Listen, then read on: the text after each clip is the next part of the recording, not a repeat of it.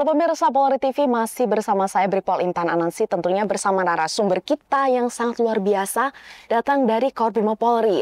Mereka adalah Kabakren Ro Remin Ops Korbrimop Polri, Kombes Pol Yuri Karsono SIK, dan Pamin Jiansi Subit Tekinfo BTIK Korbrimop Polri, Ibtu Haman Aryo Bimo Skom MT, dan tentu saja sang peraih penghargaan dari Pemkot Salatiga, Baraka Dimas Setiadi. Dan kita lanjut ke segmen 2 ini, kita akan berbincang dengan Pak Bimo, selaku Pamin Jiansi Subit Tekinfo BTIK Korbrimop Polri. Pak Bimo, bagaimana Anda menilai kontribusi Baraka Dimas terhadap penguatan keamanan siber, baik di lingkungan Korbrimop sendiri maupun di pemerintah? Baik, mohon izin Komandan. Ya. Pertama-tama izinkan kami mengucapkan selamat kepada Baraka Dimas atas pencapaiannya yang luar biasa. Sekaligus mengucapkan terima kasih pada Baraka Dimas karena prestasinya secara langsung maupun tidak langsung mengharumkan nama instansi kita, Polri. Dan pencapaian ini tentunya memiliki kontribusi yang besar pada penguatan keamanan siber. Yang pertama dari bidang sumber daya manusia bagi kami di TIK Korbrimop, dan yang kedua dari segi infrastruktur dari pemerintah daerah tempat pengujian dilaksanakan. Dan secara umum nih Pak, kalau boleh tahu, seperti apa peran BTIK Korbrimop ini dalam mendukung tugas-tugas operasional Brimob saat ini? Baik, Korbrimop Polri memiliki tugas dan fungsinya untuk menanggulangi gangguan Kamtibmas intensitas tinggi, dan TIK Korbrimop selaku bidang mendukung unsur pelaksana di lapangan, memiliki banyak peran penting, seperti salah satu contohnya menggelar sarana komunikasi elektronik seperti HT gitu ya, di mana HT merupakan sarana komunikasi yang vital bagi personel di lapangan untuk melakukan komunikasi baik secara vertikal maupun horizontal. Kemudian selain sarana komunikasi dalam bentuk audio seperti HT tadi, komunikasi juga dapat disampaikan dalam bentuk lain sepertinya dalam bentuk video, contohnya di mana kami menggunakan body worn camera atau body cam yang terhubung langsung dengan pusat kendali atau command center. Nah, tentunya dari TIK Korbrimop memiliki tugas untuk menangani protokol dan jaringan komunikasi tersebut, yang mana hal itu juga merupakan subset atau bagian dari pengamanan cyber. Bisa dijelaskan sedikit nggak Pak, bagaimana proses pengujian keamanan siber itu dilakukan, dan bagaimana koordinasi dengan pihak eksternal seperti pemerintah daerah atau lembaga lainnya? Baik, untuk pengamanan cyber yang dilakukan di Korbrimop, kami mengacu kepada beberapa standar nasional dan juga ada beberapa kerangka kerja atau framework internasional, contohnya seperti NIST CSF, yaitu National Institute of Standard and Technology. CSF-nya itu adalah Cyber Security Framework, yang mana NIST CSF itu merupakan panduan pedoman untuk pengelola risiko keamanan cyber. Nah, kemudian ada juga NIST Computer Security Incident Handling, itu untuk panduan penanganan insiden. Dan untuk yang dari dalam negerinya, kami mengacu pada peraturan BSSN, Badan Siber Sandi Negara nomor 4 tahun 2021, yang berisikan manajemen keamanan informasi pada sistem pemerintahan berbasis elektronik. Dan untuk penguatannya kami juga, dan terkait koordinasi, kami juga komunikasi dan koordinasi dengan Divtik Polri selaku induk TIK Polri se-Indonesia, yang mana juga jadi acuan kami ketika kami melaksanakan tugas keseharian. Dan untuk pihak eksternal Polri ada BSSN, Badan Siber Sandi Negara, selaku instansi pemerintah yang mengampu bidang keamanan cyber. Luar biasa sekali ya Pak, ini koordinasi dengan internal maupun eksternal juga terjalin dengan baik seperti itu ya. Kemudian apa strategi dari bidang TIK Korbrimop dalam membina personel muda agar mampu berprestasi di tingkat nasional bahkan internasional? Dari kami di TIK Korbrimop kerap mengajukan permohonan rekrutmen personel remaja yang memiliki kompetensi pada bidang teknologi informasi. Seperti contohnya mungkin yang lulusan SMK, ada yang lulusan RPL, TKJ, seperti itu, dan atau mungkin lebih bagus lagi kalau ada yang S1 begitu. Berbekal background pendidikan mereka, kami melakukan pembinaan minat dan bakat dengan melakukan beberapa kegiatan seperti ada mentoring, kemudian ada juga diskusi, dan kami juga mendorong mereka untuk melakukan pengujian atau eksperimen pada lingkungan terbatas, dan juga mencari pembelajaran online, yang mana sekarang online learning sudah banyak sekali. Kemudian dari TIK Korbrimop juga beberapa kali bekerja sama dengan pihak luar, dalam hal ini swasta, untuk melaksanakan pelatihan untuk meningkatkan kemampuan personel. Ini seperti yang disampaikan Pak Yuri tadi, pelatihannya bukan hanya di pusat, tapi juga di daerah-daerah ya Pak, seperti Polda atau di Kompi, seperti itu ya. Oke, kalau kita bicara soal pentingnya keamanan informasi, tentu peran digital sangat besar dalam mendukung tugas Polri. Saya dengar Pak Bimo juga melanjutkan pendidikan di bidang rekayasa dan manajemen keamanan informasi. Apa yang menjadi motivasi terbesar di balik langkah tersebut?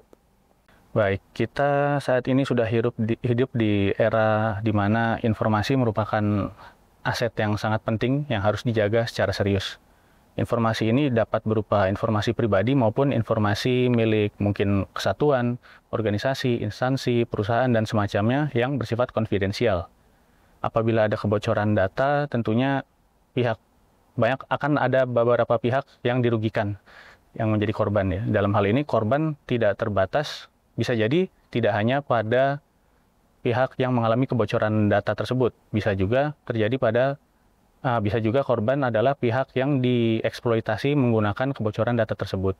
Seperti contohnya begini, misalnya si A mengalami kebocoran data pribadi, kemudian ada sebuah oknum yang menyalahgunakan kebocoran data tersebut, mari kita sebut saja penipu ya. Nah, si penipu ini berusaha menghubungi kerabat si A, kita sebut saja kerabat si A ini dengan sebutan si B. Si penipu melakukan social engineering, menelpon melalui telepon ya, contohnya lewat telepon, menghubungi si B, kemudian menakut-nakuti sambil bilang, contohnya misalnya, ini si A mengalami kecelakaan gitu, sekarang sedang dirawat di ICU RS mana, darurat, membutuhkan dana sebesar sekian gitu untuk perawatan medis gitu. Nah, akhirnya karena si B dimasukin informasi-informasi dan dalam tekanan mental seperti itu, udah gitu, selain itu informasinya juga informasi valid yang merupakan data pribadi si A yang bocor tadi, akhirnya si B yakinlah bahwa oh ini benar kejadian nih, padahal sebetulnya tidak begitu. Itu karena data pribadinya si A bocor dan disalahgunakan oleh si penipu. Akhirnya si B mengirimkan dana tersebut, dan ya dalam case ini si B akhirnya mengalami kerugian finansial, dan si A sudah jelas mengalami kerugian karena data pribadinya bocor dan disalahgunakan seperti itu. Dan itu yang harus diamankan. Jadi sebagai anggota Polri sudah menjadi kewajiban untuk menjaga keamanan, dan secara pribadi menurut saya dapat berkontribusi lebih pada instansi Polri ini dengan bekerja sesuai pada bidang keilmuan dan peminatan saya. Alhamdulillah saya juga belum lama ini baru menyelesaikan pendidikan S2, program magister di Institut Teknologi Bandung di Sekolah Teknik Elektro dan Informatika pada subprodi Rekayasa dan Manajemen Keamanan Informasi yang juga didukung oleh beasiswa dari Kemkomdigi, Kementerian Komunikasi dan Digital. Wah, luar biasa sekali. Ya, betul. Memang motivasi saya untuk melanjutkan S2 gunanya adalah untuk membekali diri saya dalam menghadapi tantangan pekerjaan untuk menunaikan kewajiban saya sebagai anggota Polri dengan berkarya pada bidang yang saya geluti. Ini luar biasa sekali loh Pak, karena semakin berkembang cepat teknologi itu, ternyata kejahatan itu juga berkembangnya seiring dengan perkembangan teknologi tersebut ya. Dan di sini Korbrimop Polri hadir membentengi seperti itu Pak, dengan SDM-SDM yang unggul, kemudian didukung lagi dengan pengembangan kapasitasnya seperti itu. Dan kalau menurut Pak Bimo, bagaimana sinergi antara dunia akademik dan kepolisian bisa diperkuat untuk menghadapi tantangan keamanan siber di masa depan? Baik, saya setuju sekali ya bahwa pendidikan itu sangatlah penting. Ada pepatah yang mengatakan bahwa buku adalah jendela dunia, di mana di era informasi sekarang ini kita dapat memperoleh informasi dan pembelajaran dari mana saja. Bukan saya mengecilkan buku ya, buku merupakan sumber ilmu yang penting juga, namun intinya kita dapat belajar dari mana saja seperti itu. Dan kita juga perlu mengetahui bahwa kita harus bisa menyusun informasi-informasi dan pembelajaran tersebut secara terstruktur untuk mencapai tujuan kita dengan lebih mudah, lebih cepat, lebih efisien, dengan menerapkan metodologi yang sesuai. Hal tersebut secara pribadi saya dapatkan ketika saya sedang mengenyam pendidikan S2, itu masih berkaitan dengan bagaimana cara kami sebagai anggota Polri bertindak dalam menyelesaikan masalah.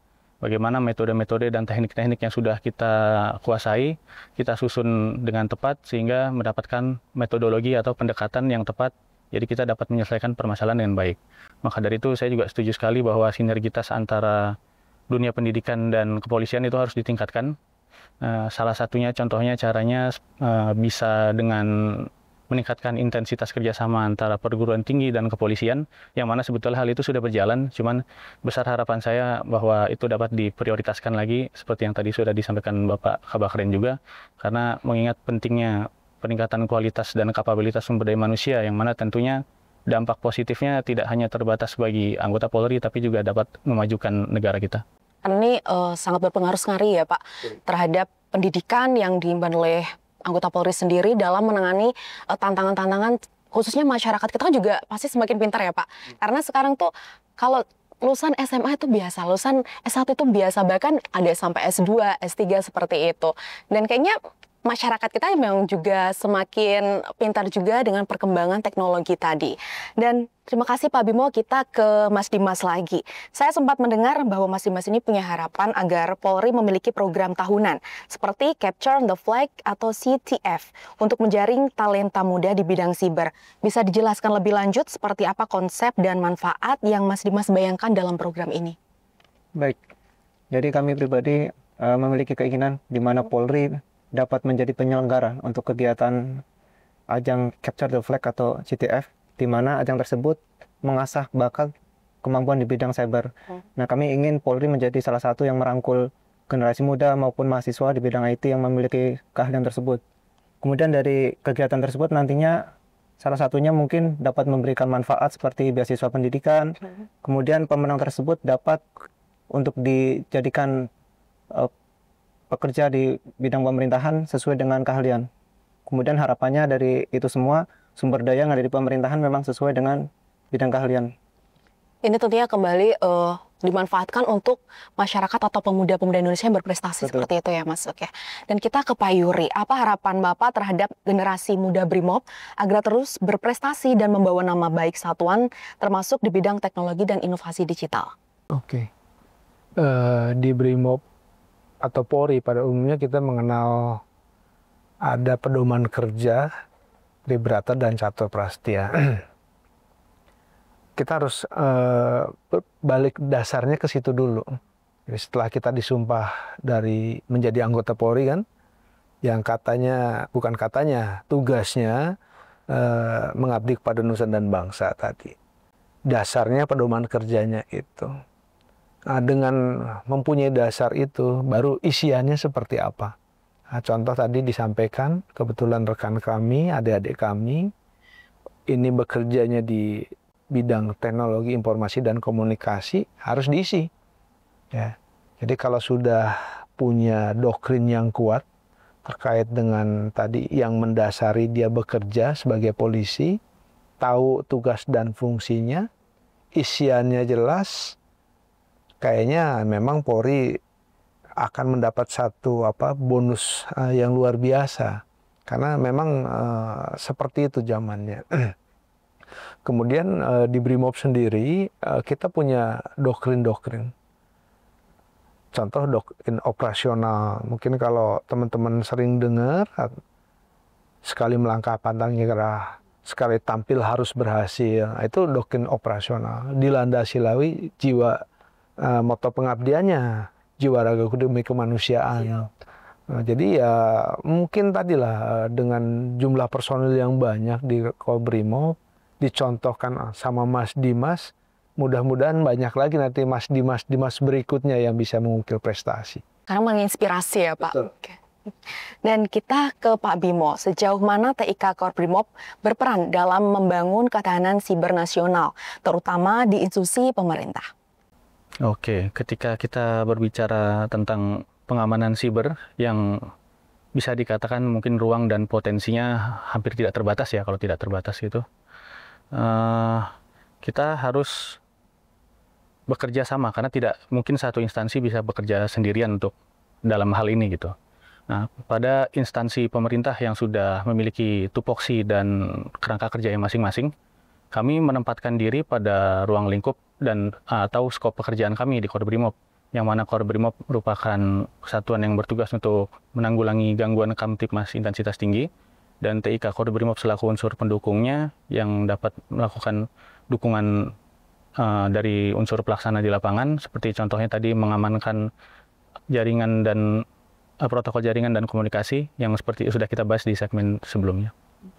Dan terima kasih Pak, kita ke Mas Dimas lagi. Setelah menerima apresiasi dari institusi dan juga dukungan dari pimpinan Polri, bagaimana perasaan Mas Dimas? Serta apa pesan dan motivasi yang ingin Mas Dimas sampaikan kepada rekan-rekan sesama personel muda Polri yang ingin mengembangkan kemampuan khususnya di bidang teknologi dan keamanan siber?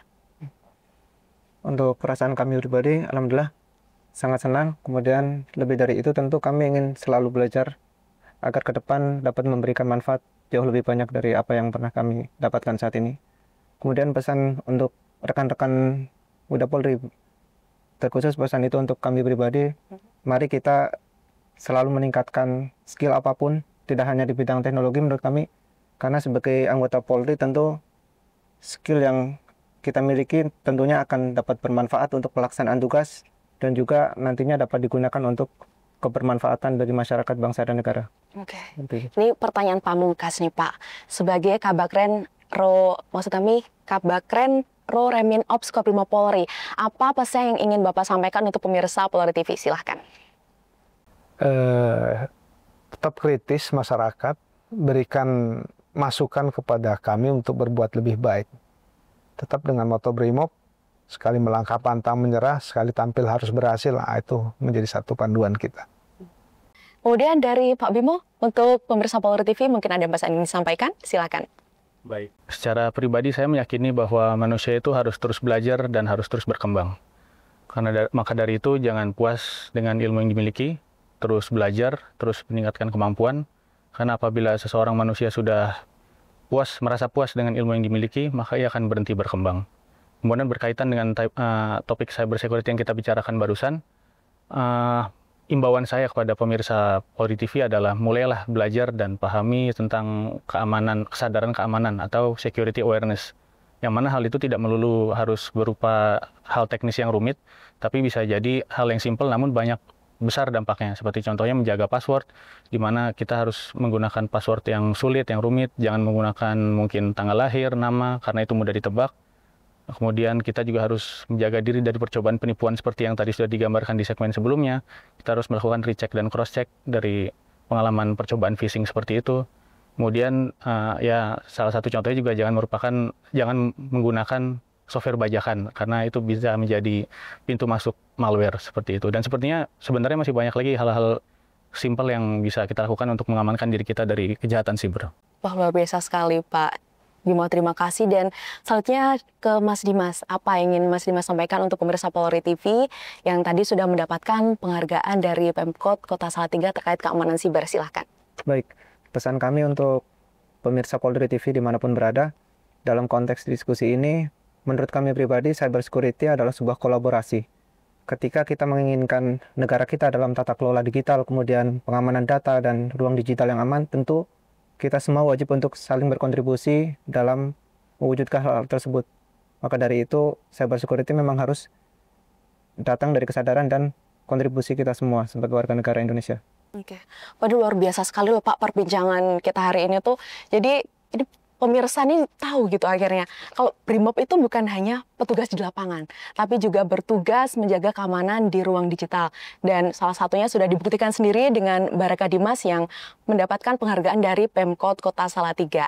Dan pemirsa Polri TV, ini sebelum kita mengakhiri perbincangan kita, ada jargon dari teman-teman Korbrimop Polri akan kita saksikan bersama. Mohon izin Bapak, selamat pagi Brigade. Pagi, Brimob untuk Nusa dan Bangsa. Luar biasa sekali. Terima kasih pemirsa Polri TV. Saya Bripol Intan Anansi pamit undur diri. Kita berjumpa lagi di episode podcast presisi berikutnya. Dan salam presisi.